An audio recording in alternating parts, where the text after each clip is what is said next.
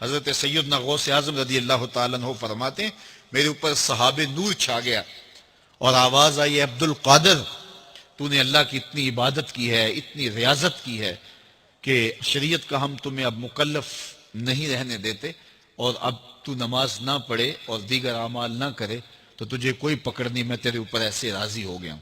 تو ایسے بادل سے آواز آئی، کہتے ہیں مان میرے دل میں خیال آیا کہ اگر عبادت کا مکلف نہ ہونا ہوتا امام الانبیاء صلی اللہ علیہ وسلم سے بڑھ کر کون اللہ کا مقرب تھا، لیکن ان کو تو کہا گیا وَاعْبُدْ رَبَّكَ حَتَّى يَأْتِيَكَ الْيَقِينُ، انہیں تو کہا گیا کہ آخری سانس تک اللہ کی عبادت کرنی ہے، تو میں کون ہوں کہ مجھے کہا جائے کہ تو اب عبادات کا مکلف نہیں رہا، کوئی بات نہیں ہے۔ تو کہتے ہیں میں لا حول ولا قوت الا باللہ پڑھا تو وہ جو مجھے نور نظر آ رہا تھا وہ سیاہی میں بدل گیا۔ تو وہ ابلیس تھا جو اس رنگ میں مجھے بھٹکانا چاہتا تھا، کہا عبد القادر اس مرتبے پہ پہنچے ہوئے کتنے لوگوں کو میں نے گمراہ کر دیا، تیرے علم نے تجھے بچا لیا۔ تو میں نے کہا ظالم میرے علم نے مجھے نہیں بچایا، میرے اللہ کے فضل نے بچایا۔ تو کہا پھر بچ گیا ہے، کئی میں نے یوں لوٹ لیے۔ اس پہ میں اپنی کوئی بات نہیں کرتا، پیر نصیر الدین نصیر صاحب کی ایک کتاب ہے پیری مریدی کی شرعی حیثیت، جو پیروں کی عزت افزائی اس کے اندر انہوں نے کی ہے نا، انہوں نے ایک جملہ میں بتاتا ہوں، انہوں نے کہا آج کے دور میں جس نے اپنا ایمان خراب کرنا ہے نا وہ مرید ہو جائے، اور جس نے اپنا ایمان بچانا ہے تو پیروں سے اپنے آپ کو بچا کے رکھے، خود پیر ہو کے۔ ٹھیک ہے، میں نے خود ان کو دیکھا ہے، میری ملاقات بھی گھر میں ان کے ساتھ ایک دفعہ سیٹنگ بھی ہوئی، 2007 یا 8 کی بات ہے۔ تو ان کے پاس میں نے دیکھا ایک وہ بوڑھی سی عورت آئی، وہ پیسے لے کے نا ہاتھ میں پکڑا لیں یوں اٹھا کے پڑے پھینکے، کہنی بی بی اللہ کو لو مانگ، پیر کے کر سکتا ہے۔ یہاں بھی جیل میں تقریر کر کے گئے نا، ایک بار ہی بلایا، دوبارہ انہوں نے بلایا ہی نہیں ہے محفل نعت میں۔ ان دنوں بارشیں نہیں تھی ہو رہی، تقریر ان کی رکھی ہوئی تھی، کم از کم 25-30 ہزار مجمع تھا، پورا اسٹیڈیم کرکٹ کا بھرا ہوا تھا۔ اس کے بعد یہ تارا جمیل صاحب کا جلسہ اتنا بڑا ہوا ہے جو وہ ہوا تھا، مریدوں نے بلایا، انہوں نے کہا تسی کہندے ہو پیر دیندے نے تے سارے پیر لے آؤ نا، بارش کرو، نہیں دیندا جے لے لو، او دی مرضی جو دے گا۔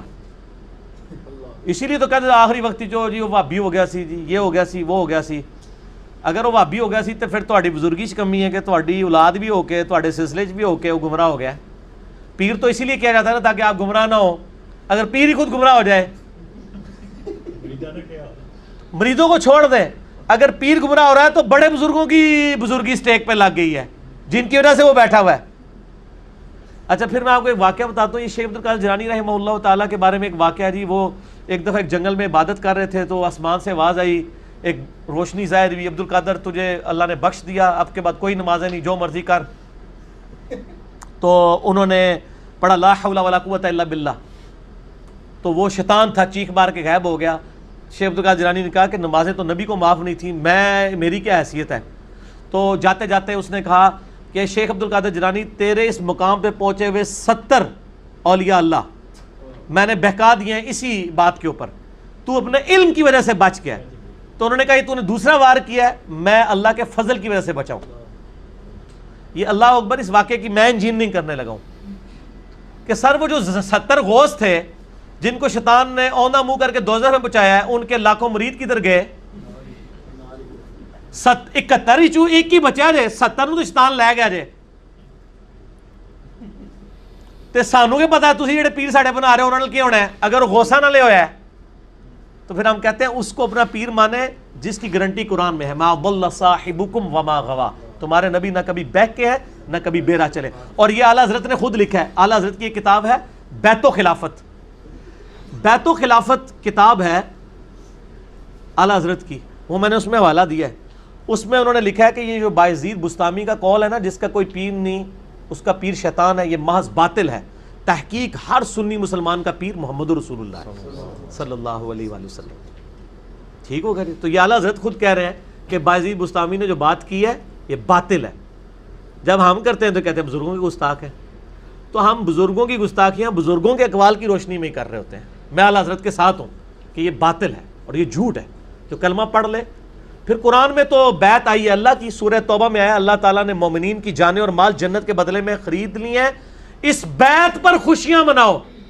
سر جب میری بیعت ہوئی ہوئی ہے اللہ سے اور اس کے رسول سے صلی اللہ علیہ وآلہ وسلم تو میں چھوٹے موٹے پیر کیوں پڑھا جنہوں نے منو روٹی دے کے تو پالنا پہ جائے. میں پھر وہ اکثر بات کرتا ہوں نا کہ لوگوں نے گاڑیوں کے پیچھے لگایا ہوتا ہے نگاہ مرشد، حالانکہ وہ نگاہ مرشد نہیں ہوتی، وہ ھذا من فضل ربی ہوتا ہے. اور جن پیروں کو یہ نذرانے دے رہے ہوتے ہیں ان کا بھی کام ہے کہ وہ اپنی گاڑی کے پیچھے لگوائیں کہ مریدین کے نذرانوں کی برکت سے، اور وہ سچ بھی ہوگا.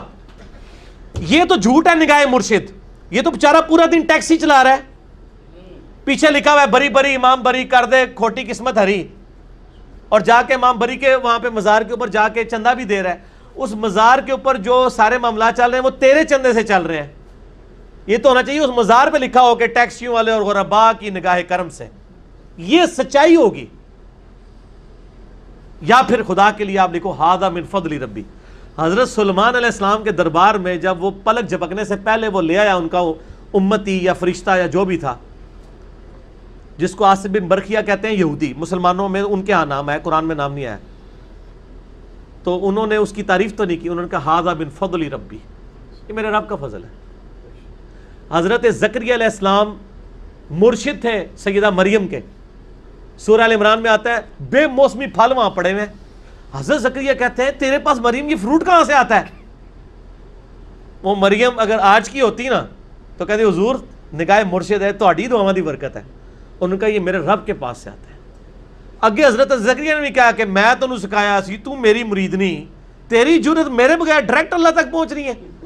نہیں، جب انہیں بات سنی چپ کر کے محراب میں چلے گئے اور یہ سوچا کہ جو اللہ مریم کو بے موسمی پھل دے سکتا ہے مجھے اس بڑھاپے میں اولاد بھی دے سکتا ہے، میں بھی بے موسمی ہوں. اور کہا یا اللہ مجھے اولاد دے دے جو اولاد یعقوب کا وارث بنے. یہ خانقاہ ٹیمپل آف سلیمان، یہ جو خانقاہ ہے ہیکل سلمانی، اس کا مجھے ایک گدی نشین چاہیے. یہ تہاڈے لیے گدی نشین نہیں، نبی جو توحید سکھائے، جو اولاد یعقوب کا وارث ہو بنی اسرائیل کا. اللہ نے ان کو بڑھاپے میں، وہ بڑی پیاری دعا ہے سورہ مریم میں، میرا بال سفید ہو چکے ہیں، سر چمک اٹھا ہے سفیدی سے، میری بیوی بھی بانجھ ہے، میں بوڑھا لاغر ہو چکا ہوں، پھر بھی مجھے اولاد دے دی اللہ نے. ٹھیک ہوگا جی، اللہ کے فیصلے.